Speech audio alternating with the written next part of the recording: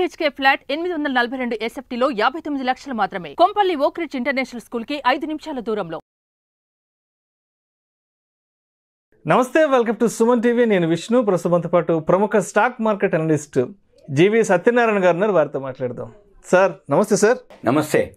సత్యనారాయణ గారు, ఇప్పుడు ఒక లాంగ్ టర్మ్ ఇన్వెస్ట్మెంట్కి ఒక 3 సంవత్సరాలకో ఒక 5 సంవత్సరాలు ఒక లాంగ్ టర్మ్ ఇన్వెస్ట్మెంట్ చేసుకోవాలి, అది కూడా నిఫ్టీ 50 నుంచి మేము కొన్ని టాప్ కంపెనీస్ సెలెక్ట్ చేసుకోవాలి అనుకుంటే ఒక టాప్ 10 to 15 కంపెనీస్ ఏమున్నాయి లాంగ్ టర్మ్ పర్పస్కి ఇన్వెస్ట్ చేసుకోవాలంటే?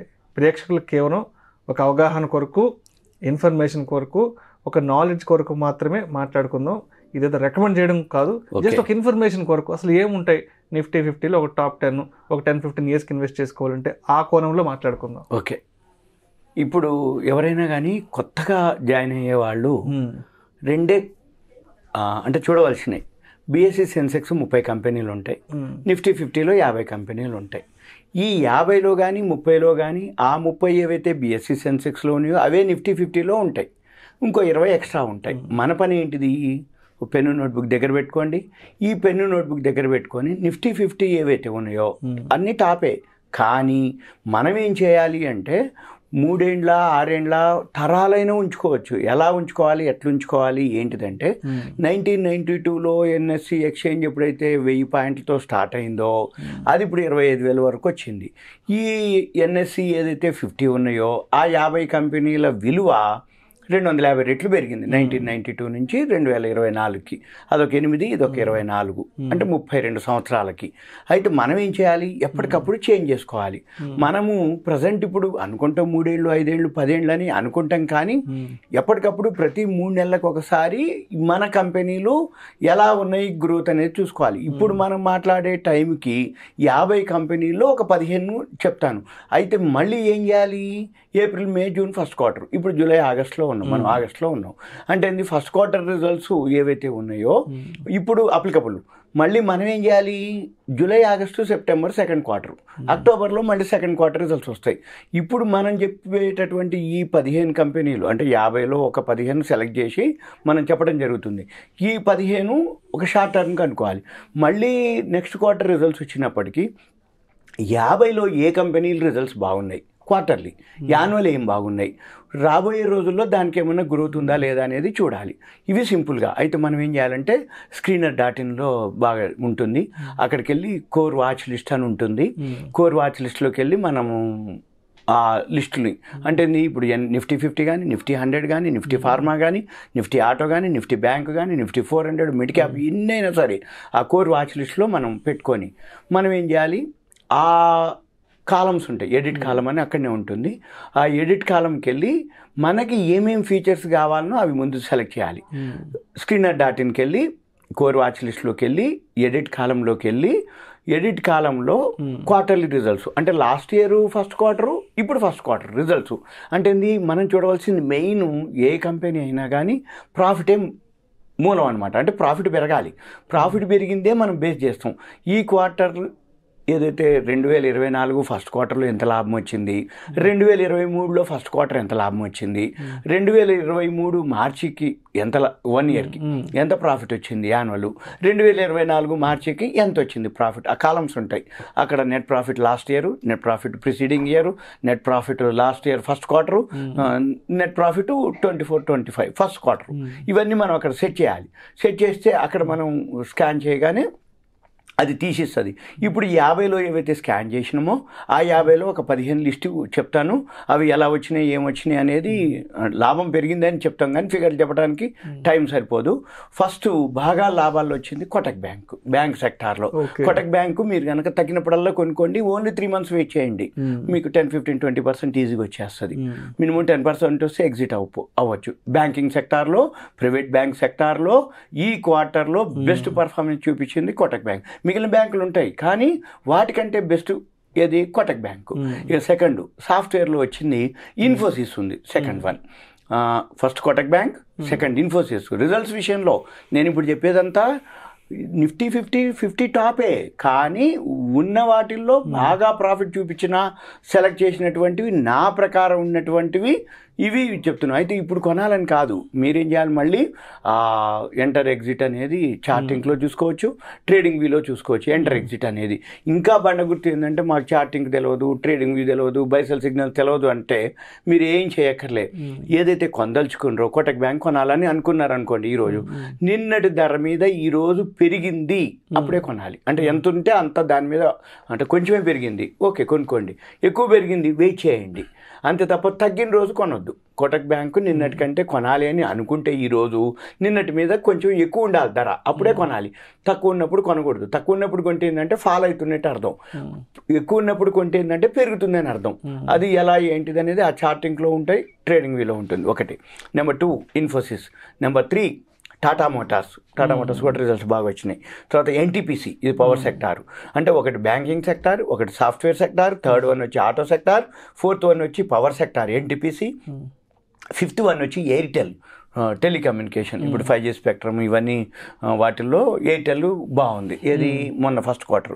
మళ్ళీ 6th వన్ వచ్చి హెచ్సిఎల్ టెక్, మళ్ళీ ఇది కూడా సాఫ్ట్వేర్ సెక్టార్, మన ఐటీ సెక్టార్ కిందకి వస్తుంది. 7th వచ్చి బజాజ్ ఫైనాన్స్, ఇది ఫైనాన్స్ సెక్టార్ కింద ఉంది. మళ్ళీ బజాజ్ ఫైనాన్షియల్ సర్వీసెస్ 2 ఉన్నాయి. అయితే రెండిట్లో కూడా మీరు చూసుకోవచ్చు, ఒకటి 6,000 చిల్లర ఉంది, ఒకటి 1,600 ఉంది. ఏది బజాజ్ ఫైనాన్స్, మీకు ఏది అనిపిస్తే ఆ 2 కూడా బాగున్నాయి. బజాజ్ గ్రూపే కాబట్టి ఒకటి ఎంటర్ అవ్వచ్చు. పెద్ద అమౌంట్ అనుకున్న వాళ్ళు 6,700 అనుకుంటే 1,600 పర్లేదులే, రేటు ఎక్కువ ఉన్నాయి ఏం కాదు, పెరిగినప్పుడు అదే బాగా పెరుగుతుంది అనుకున్నప్పుడు 6,700 అందుతుంది, అది ఎంటర్ అవ్వచ్చు. తర్వాత మారుతి, ఇది కూడా ఆటో సెక్టార్ కిందకి వస్తుంది. తర్వాత అదాని పోర్ట్, అది అదాని గ్రూపు పోర్టు, ఇది కూడా ఓకే బాగుంది. తర్వాత సన్ ఫార్మా ఉంది, అది ఫార్మాస్టికల్. ఈ సన్ ఫార్మా గురించి చెప్పాలంటే ఇండియాలో ఫస్ట్ లార్జెస్ట్ ఫార్మాస్టికల్ కంపెనీ. డయాబెటీస్కి ప్రతి వాళ్ళు రెగ్యులర్గా వాడే మందుల్లో సన్ ఫార్మానే లీడింగ్ అనమాట. వరల్డ్లో 5th largest company sun pharma. అందుకని ఫార్మాలో మిగిలిన చాలా ఉంటాయి, నేను కాదనట్లేదు, కానీ రిజల్ట్స్ విషయంలో కానీ, అంటే డయాబెటిక్స్ ఎక్కువ పేషెంట్లు ఉన్న కొద్దీ ఈ సన్ ఫార్మా ప్రోడక్ట్స్ ఎక్కువ సేల్స్ ఉంటాయి అనమాట. అందుకని సన్ ఫార్మా ఓకే, తగ్గినప్పుడల్లా కొనుక్కోవచ్చు. Fundamentals okay, 5th largest. మన ఇండియాలో అయితే లార్జెస్ట్లో ఫస్ట్ కంపెనీ. ఇక ఇది నెక్స్ట్ వచ్చి టాటా స్టీల్, ఇది స్టీల్ కంపెనీ. ఎందుకంటే కన్సెషన్స్ ఇప్పుడు మొన్న సెంట్రల్ గవర్నమెంట్ కూడా బడ్జెట్లో కానీ బడ్జెట్ ముందు కానీ గవర్నమెంట్ ఎలక్షన్స్ అవగానే 3 కోట్ల ఇళ్ళకి కన్సెషన్ ఇవ్వటం జరిగింది. ఆ ఇండ్లన్నీ కన్సెషన్ చేయాలంటే మెయిన్ స్టీలే. వీటిలో స్టీల్ ఉన్నాయి, టాటా స్టీల్ ఉంటుంది, జిందాల్ ఉంటుంది, జేఎస్డబ్ల్యూ స్టీల్ ఉంటాయి, వేరే లోకల్ స్టీల్స్ చాలా ఉంటాయి. అవన్నీ కంటే కూడా టాటా స్టీలు 1905 జంషెడ్పూర్లోనే రతన్ భాయ్ టాటా స్టార్ట్ చేసిండు. అందుకని స్టీల్ సెక్టార్లో టాటా స్టీల్ ఓకే. ఇక తర్వాత బజాజ్ ఆటో, ఇది కూడా ఆటో సెక్టార్. మారుతి ఒకటి, బజాజ్ ఆటో ఒకటి. తర్వాత ఎల్ఎన్టీ ఒకటి, 14th, ఇప్పుడు మనం మాట్లాడేది 14th ఎల్ఎన్టీ. ఎక్కడ మెట్రో కట్టాలన్నా ఎల్ఎన్టీ వాళ్ళే కట్టాలి. ఇప్పుడు మెయిన్ అనమాట ఇండియా మొత్తం. ఇప్పుడు అంటే వరల్డ్లోనే మనము ఫస్ట్కి వచ్చేసినాం జనాభాలో, చైనాని దాటిపోయినాం. అంటే ఏంది, సిటీలు పెరిగిపోతున్నాయి, సిటీలల్లో రోడ్లు సరిపోవట్లేదు, కాబట్టి మెట్రో అనేది చాలా అవసరం. ఈ మెట్రోలు అవసరం కాబట్టి ప్రతి స్టేట్లో పెద్ద పెద్ద, అంటే మెడ్రాస్ అనుకోండి, హైదరాబాద్ అనుకోండి, ఇప్పుడు సపోజ్ హైదరాబాదే ఉంది, ఇప్పుడు మియాపూర్ ఉంది, మియాపూర్ నుంచి లింగంపల్లికి పోతుంది, అంటే పటాన్ చెరువుకి వెళ్తుంది, అంటే ఎక్స్టెన్షన్కి పోతున్నాయి. అంటే అలా చేయాలన్నా, కొత్త రూట్లు మెట్రోలు వేయాలన్నా ఎల్ఎన్టీనే. మన హైదరాబాదే కాదు, ఓవరాల్గా ఆల్ ఓవర్ ఇండియాలో ఇలా పెద్ద పెద్ద సిటీస్ అన్నీ ఏ స్టేట్ గవర్నమెంట్ వాళ్ళు ఉంటే వాళ్ళన్నీ ఎల్ఎన్టీకే ఇవ్వాలి మెట్రోలు. ఒకటే బండ గుర్తు, ఎయిర్పోర్ట్లు అనగానే జిఎంఆర్, మెట్రోలు అనగానే ఎల్ఎన్టీ, అలా కొన్ని బ్రాండ్లు ఉంటాయి. మన పని ఏంటిది, ఎల్ఎన్టీ ఓకే, తగ్గినప్పుడల్లా కొనుక్కోవచ్చు, ఇక దాని గురించి ఆలోచించక్కర్లేదు. ఇక అంటే మీరు ఇంకా చూడాల్సింది ఏంటిదంటే ఈ నిఫ్టీ 50లో ఏవైతే ఇప్పుడు మనం చెప్తున్నామో ఇవి చెప్పిన దానికంటే మీకు ఒక్కసారి ఆర్డర్ బుక్ అని ఉంటుంది. ఆర్డర్ బుక్ అంటే ఇప్పుడు ఎల్ఎన్టీ ఉంది, 1,00,000 కోట్ల పైన ఉంది ఆర్డర్ బుక్. అంటే ఎన్ని ఏళ్ళు కట్టాలి, అది కడుతున్నా కొద్దీ సరిపోదు టైము, కట్టినా కొద్దీ సరిపోదు టైము, కట్టినా కొద్దీ ఎక్స్టెన్షన్ ఉంటుంది. ఇప్పుడు సపోజ్ ఎల్ఎన్టీ మెట్రో కట్టాలి అంటే ఏళ్ళు పట్టింది, మళ్ళీ ఇప్పుడు మియాపూర్ వరకు వచ్చిందంటే మళ్ళీ ఎక్స్టెన్షన్ అంటారు. ఎక్స్టెన్షన్ అంటే మళ్ళీ ఆర్డర్ బుక్, మళ్ళీ ఆర్డర్ అంటే మళ్ళీ కొన్ని ఏళ్ళు, అప్పుడు పటాన్చేరు అంటారు. పటాన్చేరు వచ్చేటప్పటికి మళ్ళీ వాళ్ళు ఏమంటారు, ఇంకా అవతలకి సంగారెడ్డి అంటారు. ఇట్లా ఇటు అంటే బాంబే హైవేకి వచ్చింది, ఇలా ఈస్ట్కు ఇప్పుడు ఎల్బీ నగర్ ఉంది, ఇంకా అవతలకి ఇంకొంచెం వనస్థలిపురం అంటారు, హైత్ నగర్ అంటారు, ఇట్లా పోతుంటుంది. ఇక అంటే మెట్రో తర్వాత ఏంది భువనగిరి అంటారు, యాదగిరిగుట్ట అంటారు, ఇట్లా అంటే ఏంది ఏదైనా కానీ రాబోయే రోజుల్లో ఆర్డర్ బుక్కే మనకి బేసు. ఇక తర్వాత ఇండస్ టవర్స్ అని ఇంకోటి ఉంది. ఇండస్ టవర్స్ ఏంటంటే సింపుల్గా ఇప్పుడు ట్రాయ్ అని ఉంటుంది, telephone regulatory authority of India. వీళ్ళు ఏం చేస్తారు, ఇప్పుడు 5G స్పెక్ట్రమ్ ఉంది, ఎప్పుడు జియో పాస్ చేస్తారో ఒకటేసారి పాస్ అయిపోద్ది జియో. ఎప్పుడైతే జియో పాస్ కాగానే ఎయిర్టెల్ అనుకోండి, వోడాఫోన్ అనుకోండి, టాటా డోకోమో అనుకోండి, జియో అనుకోండి, వాళ్ళకి క్లయింట్ బేస్ పెంచుకోవాలి, 5G స్పెక్ట్రమ్ కావాలి అనగానే టవర్లు ఉండవు, రాత్రి కట్టరు టవర్లు. ఈ ఇండస్ టవర్స్ కూడా ఆల్ ఓవర్ ఇండియాలో ప్రతి ఏదైతే అపార్ట్మెంట్లు అనుకోండి, ఎక్కడైతే కొండలు గుట్టలు అనుకోండి, అక్కడ ఈ ఇండస్ టవర్స్ టవర్స్ వేసి పెట్టుకుంటాడు రెడీగా ఉండి టవర్స్ వేసి పెట్టంగానే ఇప్పుడు జియో వాళ్ళు ఎయిర్టెల్ వాళ్ళు బాబు నాకు ఇక్కడ లడాక్ నార్త్, ఇప్పుడు మన కొండలు గుట్టలు ఉన్నాయి, అక్కడ మాకు జమ్మూ కాశ్మీర్ ఉంది, మాకు ఇట్లా టవర్ అనగానే రెడీ అంటాడు, అనగానే ఆ టవర్ ఇచ్చేస్తాడు. అనగానే రాత్రి మనకి కొన్ని లక్షల టవర్లు 5G స్పెక్ట్రమ్కి వెళ్ళిపోతాయి. అంటే మనకేమవుతుంది, ట్రాయ్ ఎప్పుడైతే జియో పాస్ అయిందో ఏమంటే మనం ఎయిర్టెల్ అయితే ఎయిర్టెల్, జియో అయితే జియో, టాటా డోకోమో, వోడాఫోన్ ఏదైతే అది మనకు సిగ్నల్ వచ్చేస్తుంది 5G. అంటే ఏంది రాత్రి టవర్లు ఎక్కడ ఉన్నాయి, లేవు, ఈ ఇండస్ టవర్స్ వాళ్ళే ఇవ్వాలి. అంటే రాబోయే రోజుల్లో ఇండస్ టవర్స్ ఎంత తగ్గితే అప్పుడు కొనుక్కోవచ్చు. ఎందుకంటే 5G స్పెక్ట్రమ్ అని ఇప్పుడు అంటారు, మనకు జనరల్గా చూస్తే 1G, 2G, 3G, 4G, 5G, ఇంకొక 1 year మళ్ళీ 1.5 years అయితే 5G అవుట్డేటెడ్ అవుతుంది, 6G అంటారు, 7 అంటారు. అంటే అవుతున్న కొద్దీ టవర్స్ కావాలి, అప్గ్రేడ్ అవుతున్న కొద్దీ సెల్ ఫోన్లు మారుస్తుండాలి, సెల్ ఫోన్లు మారుస్తున్న కొద్దీ ఇండస్ టవర్స్కి ఇక సేల్స్ చూడొచ్చు, ప్రాఫిట్ చూడొచ్చు. ఆర్డర్ బుక్ ఎన్ని టవర్స్ కట్టుకుంటూనే పోతాడు. అంటే విలేజెస్లో అనుకోండి, కొండల్లో గుట్టల్లో, డిస్ట్రిక్ట్లో అనుకోండి, ఎక్కడైతే అవుట్స్కట్స్ మనం అక్కడ కూడా వీళ్ళు టవర్స్ వేస్తారనమాట. అందుకని ఈ 15 ఇప్పటి వరకు ఇది కూడా ఒక క్వార్టర్ వరకే నేను చెప్తున్నా. ఎందుకంటే మళ్ళీ సెకండ్ క్వార్టర్ రిజల్ట్స్ వస్తాయి, ఏప్రిల్, మే, జూన్, జూలై, ఆగస్టు, సెప్టెంబర్, అక్టోబర్లో మళ్ళీ సెకండ్ క్వార్టర్ రిజల్ట్స్ వస్తాయి. ఈ సెకండ్ క్వార్టర్ రిజల్ట్స్ ఇప్పుడు ఈ 15 కనుక అలానే కంటిన్యూ కనుక ప్రాఫిట్ కనుక ఉంటే మీరు కంటిన్యూ చేసుకోండి.